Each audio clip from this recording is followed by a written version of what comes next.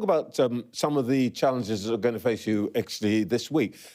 First of all, we're going to see the imposition of tariffs by President Trump.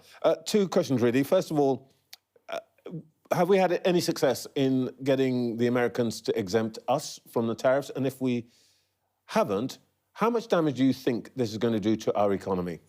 Well, we clearly want to see reductions in barriers to trade, not increases in barriers to trade. So, obviously, we were very disappointed at the US decision to introduce tariffs, including around auto and steel and so on. And there are, I think the Chancellor has said, continuing intense discussions with the US. But look, this is part of a wider, we want to see we're not going to get a deal by Wednesday, are we? In tariffs, and we will continue with those discussions.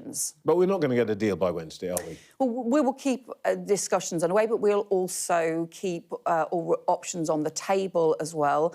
And the UK government will always be operating in the national interest for the UK as well. But how serious... OK, but how serious... You're an economist. How seriously do you think that this will damage our economy?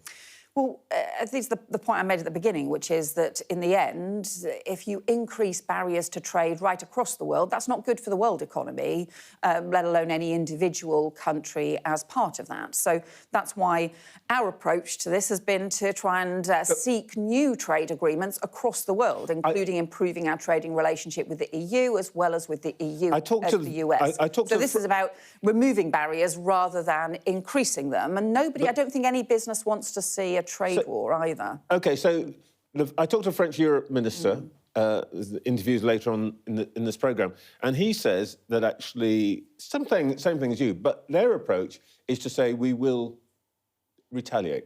We're not going to retaliate.